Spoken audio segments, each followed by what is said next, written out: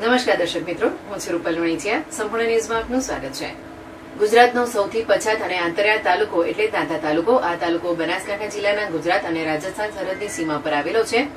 બનાસકાંઠા જિલ્લાના દાંતા તાલુકાના પહાડી અને આંતરિયાળ વિસ્તારોમાં ગામે ગામ સુધી 15 થી 20 વર્ષોથી એસટી બસો ચાલી રહી છે, જ્યાં રોજ સવાર સાંજ બસો આવે છે. પરંતુ બસના સમયમાં ફેરફાર કરવામાં આવે તો ખાનગી બસોનો સહારો ન લેવો પડે, જે બાબતની ગંભીરતા જાણીને Ambaji ST depot manager Raghuvirsinh હેડો ગામે પહોંચ્યા હતા અને સરપંચ અને બાળકોને મળ્યા હતા. અંબાજી એસટી ડેપો દ્વારા દાંતા તાલુકાનો સૌથી મોટો એસટી ડેપો છે.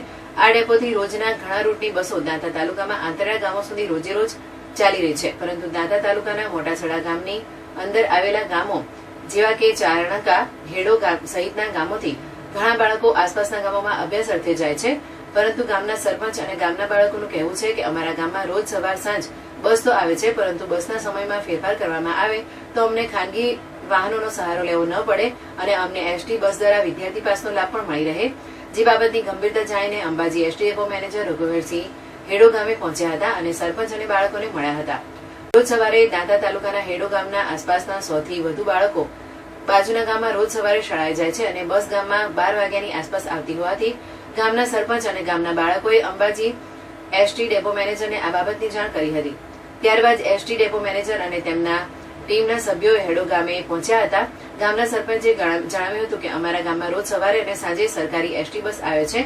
અમે ગામના લોકો પણ આ એસટી બસનો ઉપયોગ કરી રહ્યા છે, પરંતુ રોજ સવારે શાળાએ જતા બાળકોને પાસેના ગામે ભણવા જવાનું હોવાથી બસનો સમય સવારે વહેલો કરાય તો બાળકોને ખાનગી વાહનોનો સહારો લેવો ન પડે.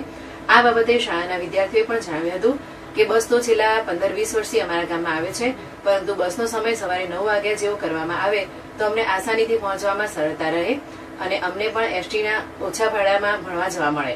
આ બાબતે એસટી ડેપો મેનેજર રઘુવીરસિંહે જણાવ્યું હતું કે આ બાબતે અમે ઉપરી અધિકારી સાથે વાત કરી યોગ્ય નિર્ણય લાવવાનો પ્રયત્ન કરીશું.